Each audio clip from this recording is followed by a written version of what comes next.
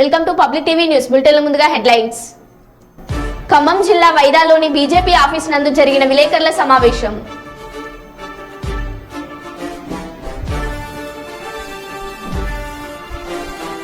పట్టుబడిన అంతర్రాష్ట్ర చిరుతపులి చర్మ స్మగ్లర్లు.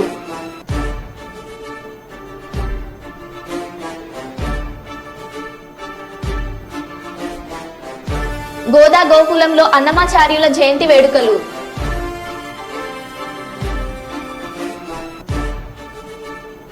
వీర బ్రహ్మేంద్ర స్వామి 37వ ఆరాధన మహోత్సవం.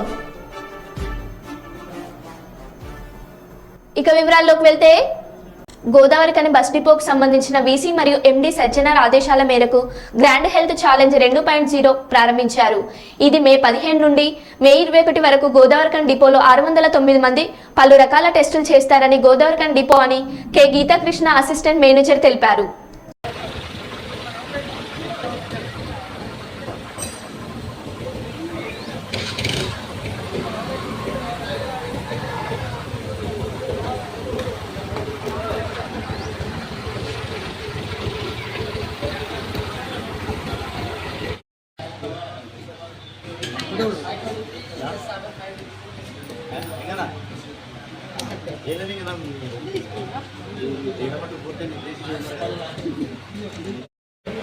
అందరికీ నమస్కారం. నా పేరు Geetha Krishna, assistant manager traffic, Godavarikhani TSRTC. Grand health challenge అనే కార్యక్రమం మన గోదావరికని డిపోలో మే 15 నుంచి మే 21 వరకు ఈ క్యాంపు నడపడం జరుగుతున్నది. గౌరవ బీసీ అండ్ ఎండి గారు శ్రీ సజ్జనార్ గారి ఆదేశానుసారం ఆర్టీసీ కార్మికులు, ఉద్యోగులు ఎవరైతే ఉన్నారో, డ్రైవర్లు, కండక్టర్లు, మెకానిక్లు, సూపర్వైజర్సు మరియు హైర్ బస్ డ్రైవర్తో సహా అందరికీ కూడా, ఆర్టీసీ ఎంప్లాయీస్ అందరికీ మరియు హైర్ బస్ డ్రైవర్లందరికీ కూడా మెడికల్ చెకప్ ఈ క్యాంప్ ద్వారా చేయడం జరుగుతుంది. ఇది ఫ్రీ హెల్త్ చెకప్ అండి. ఈ చెకప్ గురించి మనకి హైదరాబాద్కు చెందిన సంస్థ ఎంఎస్ కాల్ హెల్త్ వాళ్ళ యొక్క మెడికల్ క్యాంపు టీంని మన కాడికి పంపించి గోదావరికని డిపోలో 6 రోజుల క్యాంప్ అండి. ఇది 6 రోజుల్లో సుమారు 609 మందికి ఈ ఫ్రీ హెల్త్ చెకప్ చేయడం జరుగుతుందండి. ఈ హెల్త్ చెకప్లో ఫస్ట్ బ్లడ్ ప్రెషర్ చెక్ చేస్తారు, షుగర్ లెవెల్స్ చెక్ చేస్తారు, హైట్ చెక్ చేస్తారు, ఐసైట్ చెక్ చేస్తారు. తర్వాత బ్లడ్ టెస్ట్లో 5 రకాలు, మళ్ళీ haemoglobin, random glucose test, kidney functioning test, liver functioning test, మరియు ఇంకొకటి వచ్చేసి కొలెస్ట్రాల్ లెవెల్స్, ఇవన్నీ కూడా చెక్ చేయడం జరుగుతుందండి. అలాగే ఐసైట్, హైట్ కూడా చెక్ చేయడం జరుగుతుంది. దాదాపు ఈ రోజు వరకు కూడా 609 మందికి గాను సుమారు 530 మంది ఈరోజు 5వ రోజు అయిపోయారండి. ఇంకొక 78 మంది, 79 మంది రేపు లాస్ట్ రోజు గోదావరికని డిపోలో రేపటితోటి ఇక్కడ ఈ క్యాంపు కంప్లీట్ అవుతుంది. ఇంత మంచి కార్యక్రమం ఇది నిర్వహించినందుకు గాను, దీనికి సహకరించినందుకు గాను కాల్ హెల్త్ వాళ్ళ మెడికల్ టీంకి ధన్యవాదాలు తెలియజేస్తూ, అలాగే ఇటువంటి కార్యక్రమం పెట్టిన మా టీఎస్ఆర్టీసీ యాజమాన్యానికి మేము ధన్యవాదాలు తెలియజేస్తూ అందరికీ కూడా థ్యాంక్స్, ధన్యవాదాలు.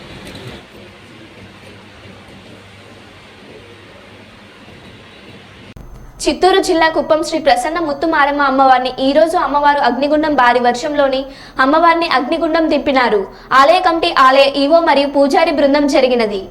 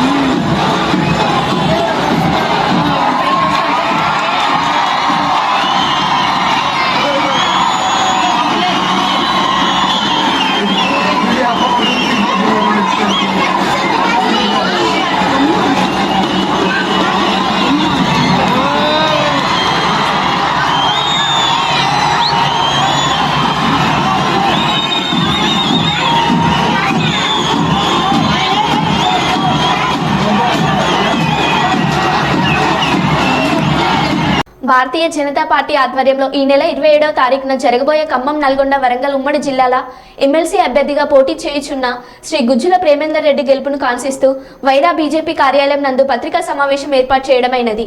ఈ కార్యక్రమానికి ముఖ్య అతిథిగా విచ్చేసినటువంటి ఖమ్మం జిల్లా క్లస్టర్ ఇన్ఛార్జ్ మాజీ ఎమ్మెల్యే శ్రీ మారుతినేని ధర్మారావు మరియు జిల్లా అధ్యక్షులు శ్రీ గల్ల సత్యనారాయణ, జిల్లా ఇన్ఛార్జ్ బంటు రమేష్ పాల్గొన్నారు. ఈ సమీక్షా సమావేశం అసెంబ్లీ కన్వీనర్ శ్రీ నెల్లూరి కోటేశ్వరరావు అధ్యక్షతన నిర్వహించడం జరిగినది. వచ్చినటువంటి ఒక శాసనసభలో టీఆర్ఎస్ అభ్యర్థులు గెలిపించినారు. Sentiment, it's all related to sentiment. కానీ ఇప్పుడు ఆ పరిస్థితి లేదు. సెంటిమెంట్ కుప్పకూలిపోయింది, అయిపోయింది. మన అభావం పాలైపోయినారు. మిగిలినటువంటి కాంగ్రెస్ పార్టీని చూసి మీరు యాక్టివేట్స్ ఓట్లు వేస్తారంటే అది ఒక జోక్. అది విద్యావంతులు, బుద్ధిజీవులు, కష్టజీవులు కాంగ్రెస్ పార్టీ నమ్ముకోదు. కాంగ్రెస్ పార్టీ దోపిడీదారులను, దళాలను మొత్తంగా కూడా ప్రోత్సహిస్తారు. కులతత్వాన్ని, మతత్వాన్ని ప్రోత్సహిస్తూ ఉంటుంది. కత్తిపోటను ప్రోత్సహిస్తూ ఉంటుంది. కర్ఫ్యూలను ప్రోత్సహిస్తూ ఉంటుంది. ప్రభుత్వం ఏర్పడి సరిగ్గా 6 మాసాలు అయిపోయింది.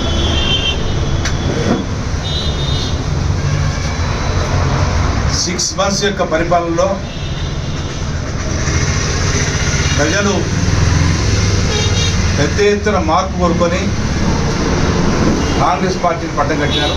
అదే ప్రకారంగా అధికారం ఇచ్చిన కాంగ్రెస్ పార్టీ యొక్క హామీలను తక్షణమే అమలు చేస్తారు. మాకు లబ్ధి చేకూరుతుందని చెప్పేసి లబ్ధిదారు, లక్షలాది మంది లబ్ధిదారు, 87 లక్షల కుటుంబాలు. దాంట్లో దాదాపుగా సుమారుగా కాంగ్రెస్ పార్టీ ఇచ్చిన హామీలు ఒక 20 లక్షల కుటుంబాలు తప్పితే మిగతా 67 లక్షల కుటుంబాలకు వర్తించే విధంగా ఉన్నాయి. ఒకే కనిపిస్తుంది. అదే పేదింటి బిడ్డ మన నరేంద్ర మోడీ గారు యొక్క ప్రాధాన్యత ఉందో పేదింటి, పేదవానికే సహకారము, పేదవానికి అధికారము. ఇది ప్రజాస్వామ్యం, నిజమైన ప్రజాస్వామ్యం. It's not European democracy, it's not the American democracy, it is the democracy which is being loaned to other countries. మన దేశం నుంచి పరదేశాలకు, ఇతర దేశాలకు ప్రయాణించే ప్రజాస్వామ్యం, పేదవాని యొక్క ప్రజాస్వామ్యం, నిజమైన ప్రజాస్వామ్యం ఈరోజు మోడీ గారి అడుగుజాడలు నడుస్తుంది. దానికి విచిత్రంగా ఈరోజు కాంగ్రెస్ పార్టీ బీజేపీ అధికారంకి వస్తే ప్రజాస్వామ్యం గులాబ్సాన్ని చెప్తున్నది, రిజర్వేషన్ ఉండవని చెప్పి ప్రచారం చేస్తున్నది. ఇది ఏమాత్రంగా కూడా ఈ రకమైనటువంటి అబద్ధాలు ప్రచారం చేస్తే ఎవరు ప్రజలు నమ్మే పరిస్థితి లేరు. 72% మంది పేద వర్గాలు మోడీ గారి ప్రధానిగా ఉండి తీరాలని చెప్పేసి గతంలో చెప్పారు. మళ్ళీ చెప్తున్నాం, ఆ యొక్క తీర్పు అంతకంటే అధికంగా రాబోతున్నది. ప్రజాస్వామ్యం ఒక పక్క, ప్రజా సంక్షేమం ఇంకో పక్క, అభివృద్ధి. మళ్ళీ రుణమాఫీ కోసం, రుణం తీసుకున్నటువంటి మాఫీని మేము మద్దతు తెలుపుతూ మేము చేస్తాము, ఒకే రోజు చేస్తాము, ఒకే గంట రోజు చేస్తామని చెప్పినారు. మీరు చెప్తారు 35,000 కోట్ల రూపాయలు రావాలని చెప్పేసి. ఉన్న పూలు మొత్తం అమ్మినా, హైదరాబాదు సగం తాకట్టు పెట్టినా ఆ డబ్బును మీరు సమకూర్చుకోలేదు. అందుకనే మోడీ గారు చెప్పాడు, ఈ దేశంలో ఎవరైతే కష్టపడి సంపాదించుకుంటున్నారో వాళ్ళ యొక్క శక్తిని బలహీనపరచడం కోసము కాంగ్రెస్ పార్టీ ఇండియా ప్రయత్నం చేస్తున్నది. శక్తి సామర్థ్యాలతోటి రూపాయి కూడగట్టుకొని దాచుకుంటే దాన్ని కొల్లగొట్టేందుకోసము, ఆ కొల్లగొట్టే ధనాన్ని మొత్తంగా కూడా కొద్ది మంది చేతులకి పోయడం కోసము ఉద్దేశించి భారతీయ జనతా పార్టీ అభ్యర్థి రేవంత్ రెడ్డి గారు గెలిస్తారని చెప్పేసి అని మరి మేము చేసే ప్రచారంలో అనేక మంది కమ్యూనిస్టులు, నేను చెప్పినట్టు కమ్యూనిస్టులు కూడా వచ్చి మేము మీకే సపోర్ట్ చేస్తాం ఈసారి, గత అనేక సార్లు పొరపాటు జరిగిపోయింది, ఈ పొరపాటు సరిదిద్దుకుంటూ ఉంటాం. కాబట్టి ఎప్పుడు కూడా కమ్యూనిస్ట్ పార్టీ ఎప్పుడు కూడా నిజాన్ని ఒప్పుకోరు. చివరి దశలో ఒప్పుకునే పరిస్థితి వస్తూ ఉంటుంది. కాబట్టి ఆ రకంగా ముఖ్యంగా ఈ ప్రాంతంలో ఉన్నటువంటి విద్యావంతులు, ముఖ్యంగా యువ ఓటర్లు 11.5% ఉన్నారు. Youth first time graduate voters 11.5%, almost like 44,000 ఉన్నారు. 44,000 యువ ఓటర్లకు విజ్ఞప్తి చేస్తున్నాను. ఎస్, భారతీయ జనతా పార్టీ దేశానికి పరిష్కారం. ఎమ్మెల్సీ ఉప ఎన్నికల ప్రచారంలో భాగంగా ఇల్లందులో నియోజకవర్గ పట్టుభద్రులతో సమావేశం. పాల్గొన్న భారత వర్కింగ్ ప్రెసిడెంట్ మాజీ మంత్రి కేటీఆర్, రాజ్యసభ సభ్యుల వద్దిరాజ రవిచంద్ర, మాజీ మంత్రి సత్యవతి రాథోడ్, ఆర్ఎస్ ప్రవీణ్, భారత ఎమ్మెల్సీ అభ్యర్థి ఏనుగుల రాకేష్ రెడ్డి, మాజీ ఎమ్మెల్యేలు హరిప్రియ, రేగ కాంతారావు. సమావేశంలో కేటీఆర్ మాట్లాడుతూ, నాట్లు వేసేటప్పుడు రైతు బంధు లేదు, ఓట్లు వేసేటప్పుడు రైతు బంధు ఇస్తున్న తీరు కాంగ్రెస్ ప్రభుత్వంది అన్నారు. 6 నెలలు గడిచిన కాంగ్రెస్ ప్రభుత్వం ఇచ్చిన మాట నిలబెట్టుకోవాలని ప్రశ్నించే గొంతుక రాకేష్ రెడ్డిని ఎమ్మెల్సీగా గెలిపించాలని కోరారు. కానీ ప్రశ్న దగ్గర ఆగలే, సమస్యకు కొంత పరిష్కారంగా చూపేటువంటి ఒక ప్రయత్నం చేశాను నేను. నిరుద్యోగ సమస్య ఉంది, నిరుద్యోగ సమస్య దేశమంతా ఉన్నది. ఒక తెలంగాణలో ఉంది, ఆంధ్రప్రదేశ్లో ఉంది, తమిళనాడులో ఉంది, కర్ణాటకలో ఉంది, ఉత్తరప్రదేశ్ నుంచి రాజస్థాన్ కూడుకున్నటువంటి ఒక యాప్ను రూపొందించి నిరుద్యోగ యువతకు అందిస్తే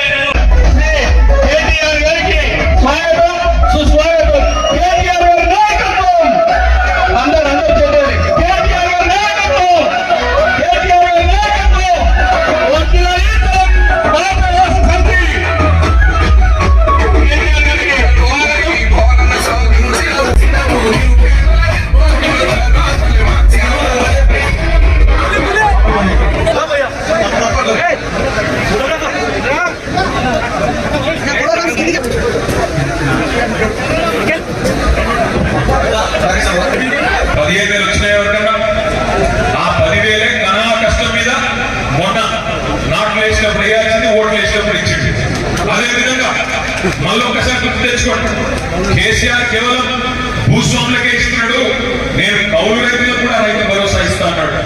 ఒక్క కౌలు రైతు కన్నా వచ్చిందా రైతు భరోసా, రైతు బంధు? లేదు.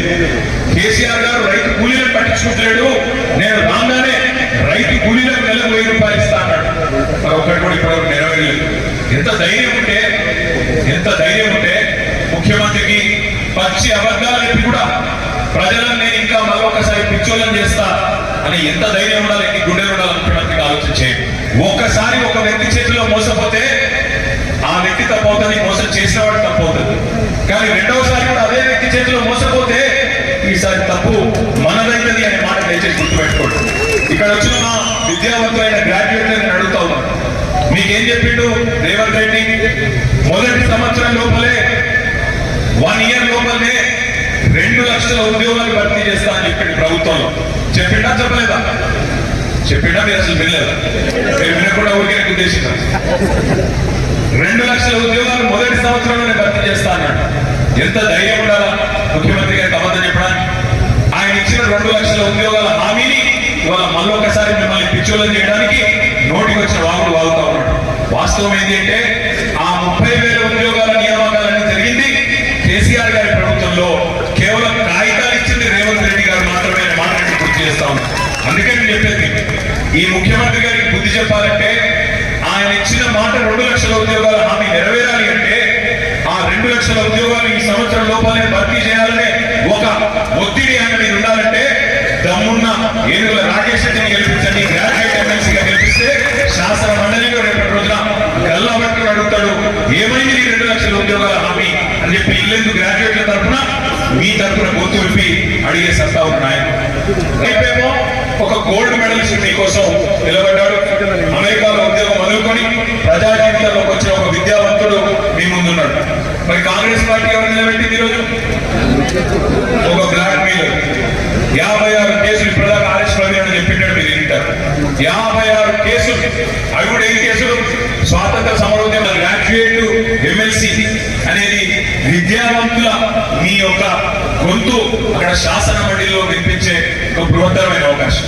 దయచేసి నేను మిమ్మల్ని కోరేది, ఇవాళ తెలంగాణ రాష్ట్రంలో 10 ఏళ్లుగా మనం సాధించిన అభివృద్ధిని తిరోగమనంలో తీసుకుపోయే ప్రయత్నం రేవంత్ రెడ్డి గారి ప్రభుత్వం ఏదైతే చేస్తుందో దీన్ని అడ్డుకోవాలన్నా, వాళ్ళు ఇచ్చిన 420 హామీల అమలు కావాలన్నా, రైతుల తరఫున, రైతు బిడ్డల తరఫున, విద్యావంతుల తరఫున రేపటి రోజున గలం విప్పాలన్నా అక్కడ ఉండవలసింది ప్రశ్నించే గొంతు తప్ప ప్రభుత్వాన్ని ప్రశంసించే గొంతు కాదు. మీడియాలో, యూట్యూబ్ లో భాగాలు ఉండేవాళ్ళు ఇట్లాంటి వాళ్ళు ఎంతమంది ఉండొచ్చు, కానీ తప్పకుండా మనం గుర్తుపెట్టుకోవాల్సింది మాత్రం ఖచ్చితంగా రేపటి రోజున ప్రభుత్వాన్ని సవాల్ చేసి కర్నూలు జిల్లా అదోని మండలం పెసలబండ గ్రామంలో శ్రీ జగద్గురు మధ్విరాట్ పోతులూరు వీరబ్రహ్మేంద్ర స్వామి 37వ ఆరాధన రథోత్సవ కార్యక్రమం చాలా ఘనంగా నిర్వహించారు. స్వామివారికి పూజా కార్యక్రమం నిర్వహించి అభిషేకాలు చేసి మేళతాళాలతో డప్పు శబ్దాలతో స్వామివారి ఊరేగింపు ఘనంగా చేస్తూ కోరిన కోరికలు తీర్చే కలియుగ దైవం శ్రీ పోతులూరి వీరబ్రహ్మేంద్ర స్వామి. ఇక్కడ కోరిన కోరికలు నెరవేరి ముడుపులు కానుకలు అందించిన భక్తులు, చుట్టుపక్కల గ్రామ ప్రజలు, భక్తుల్లో వేరే రాష్ట్రం నుంచి భక్తుల్లో రావడం జరుగుతుంది. భక్తులు అందరూ కలిసి స్వామివారిని రథంలో కూర్చోబెట్టి భక్తుల్లో వ్రతం రాకి అంగరంగ వైభవంగా రథోత్సవ కార్యక్రమం నిర్వహించారు.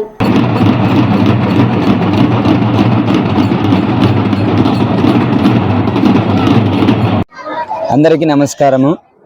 ఈరోజు పోతులూరి వీరబ్రహ్మేంద్ర స్వాముల వారి 37వ ఆరాధన జరుగుతున్నది.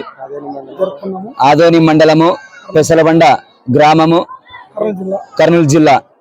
ఈరోజు పెసలబండ గ్రామంలో ప్రజలంతా చాలా ఉత్సాహంతో పోతులూరి వీరబ్రహ్మేంద్ర స్వామి వారి రథోత్సవము, కళ్యాణోత్సవము, హోమము, నవగ్రహ పూజ అన్ని చాలా అద్భుతంగా జరిగినాయి.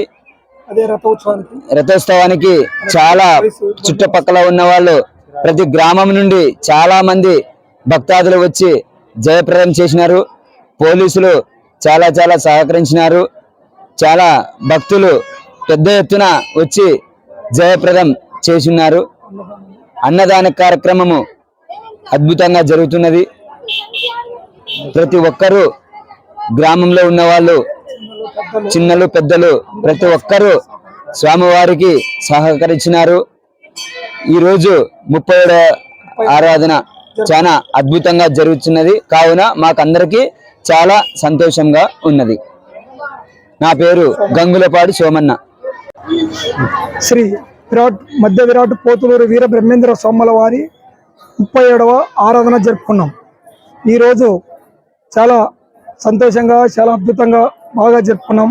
మరి గ్రామ ప్రజలు, చిన్నలు పెద్దలు, మరి భక్తాదులు అందరూ మంచిగా దీంట్లో జయప్రదం చేసుకున్నాం. ఇదే మరి బందోబస్తు కానీ, పోలీసులు కానీ బాగా సహకరించారు. మన సంఘం ఇది జరుపుకున్నాం. ఈ సంవత్సరం 37వ ఆరాధన ముందుగానే ప్రతి ఒక్కరూ ఇట్లా శ్రీ విరాట్ పోతులూరి వీర బ్రహ్మేంద్ర స్వాముల వారి ఆరాధనకు ప్రతి ఒక్కరు ఇట్లే సహకరించాలని మరి తెలియజేసుకుంటున్నాం. శ్రీనివాసులు.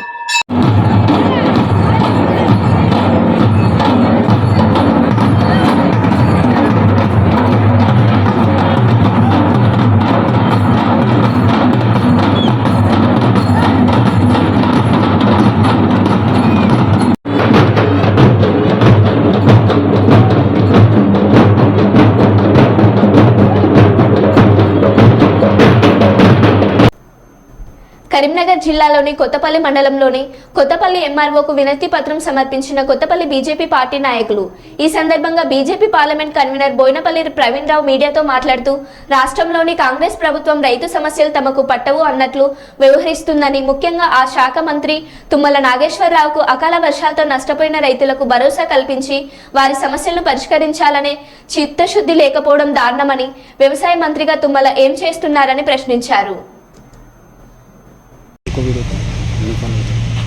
రైతాంగ సమస్యలపై ఈరోజు కరీంనగర్ పార్లమెంట్ నియోజకవర్గంలోని కొత్తపల్లి మండల శాఖ ఆధ్వర్యంలో, కొత్తపల్లి మున్సిపాలిటీ మరియు కొత్తపల్లి మండల శాఖ ఆధ్వర్యంలో సంబంధిత రెవెన్యూ అధికారి గారికి మేము స్థానికంగా ఎదుర్కొంటున్న రైతాంగ సమస్యలపైన ఇవాళ మేము వినతి పత్రం ఇవ్వడం జరిగింది.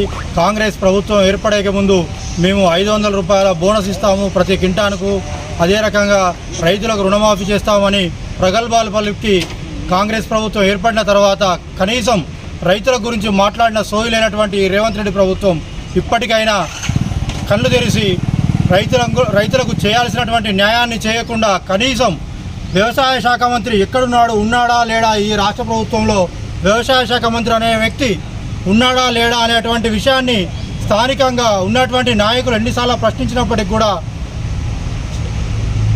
రైతాంగ సమస్యలపై ప్రశ్నించాల్సినటువంటి రైతు సంక్షేమ శాఖ మంత్రిగా పేరు తెచ్చుకున్నటువంటి నామా నాగేశ్వరరావు గారు, తుమ్మల నాగేశ్వరరావు గారు కనీసం స్పందించకుండా, తుమ్మల నాగేశ్వరరావు గారు అసలు ఉన్నారా లేరా, బ్రతికున్నాడా లేడా తుమ్మల నాగేశ్వరరావు గారు, రైతాంగ సమస్యలపై రైతులు ఇంత పెద్ద ఇబ్బందులకు గురవుతూ ఉంటే ఒక్కరోజు కూడా నాగేశ్వరరావు గారు ఎక్కడ పర్యటించినటువంటి దాఖలాలు తన సొంత జిల్లాలో కాదు ఏ జిల్లాలో రాష్ట్ర వ్యాప్తంగా తుమ్మల నాగేశ్వరరావు గారు అసలు బ్రతికున్నాడా అనేటువంటి అనుమానం, అసలు క్యాబినెట్లో కొనసాగుతున్నాడా కొనసాగట్లేదా, వాళ్ళ ఇంటర్నల్ సమస్యలతోటి మంత్రిగా కొనసాగట్లేదా, రైతుల పక్షాన ఉంటాడా ఉండడా అనేటువంటి విషయాన్ని తుమ్మల నాగేశ్వరరావు గారు స్పష్టం చేయాల్సిన అవసరం ఉంది. లేని ఎడల తుమ్మల నాగేశ్వరరావు గారు ఎక్కడ పర్యటించినా కూడా రేపటి నుండి అవసరమైతే అడ్డుకుంటాము అని బీజేపీ పక్షాన డిమాండ్ చేస్తున్నాం. ముందస్తు సమాచారం మేరకు ఎస్ఐ కోటపల్లి తన సిబ్బందితో కలిసి రాజన్నపల్లి చెక్పోస్ట్ వద్ద వాహనాలు తనిఖీ చేస్తుండగా 2 వ్యక్తులను చిరుతపులి చర్మంతో పట్టుకోవడం జరిగింది. వారిని ఎస్ఐ కోటపల్లి అదుపులోకి తీసుకుని విచారించగా వారి పేర్లను దుర్గం పవన్, బాబర్ ఖాన్, జహంగీర్ ఖాన్, బీజర్పూర్ జిల్లా బోటగుట్ట అటవీ ప్రాంతంలో సుమారు 2 సంవత్సరాల క్రితం ఒక చిరుతపులిని చంపి వారు తన మోటార్ సైకిల్ పై అమ్మడానికి తీసుకెళ్తుండగా రాసనపల్లి వంతెన వద్ద వారిని పోలీసులు పట్టుకున్నారు. వారి వద్ద నుండి చిరుతపులి చర్మాన్ని స్వాధీనం చేసుకున్నారు. బీజాపూర్ జిల్లా బోడగుట్ట అటవీ ప్రాంతంలో సుమారు 2 సంవత్సరాల క్రితం చిరుతపులిని చంపి విక్రయించడానికి పవన్ చిరుతపులి చర్మాన్ని అమ్మితే 50,000 ఇస్తానని బాబర్ ఖాన్ చెప్పగా నా వారు తమ మోటార్ సైకిళ్లపై చిరుతపులి చర్మంతో పాటు చర్మాన్ని విక్రయించేందుకు మంచిర్యాలకు వెళ్తుండగా విశ్వసనీయ సమాచారం మేరకు రాసనపల్లి సిరంచో వంతెన వద్ద ఎస్ఐ కోటపల్లి స్టేషన్ అతని బృందంతో వారిని పట్టుకున్నారు.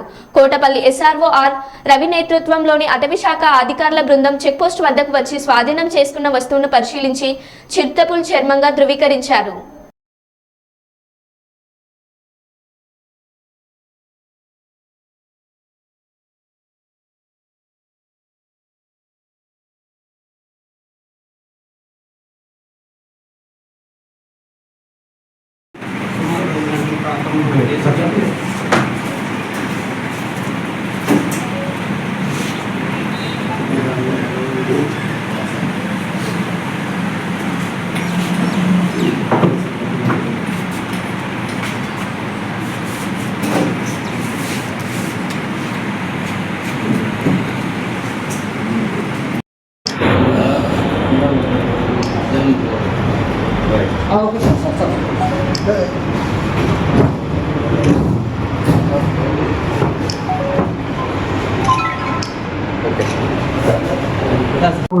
ఏసీపీ జైపూర్ గారు ఇన్ఫార్మ్ చేశారు.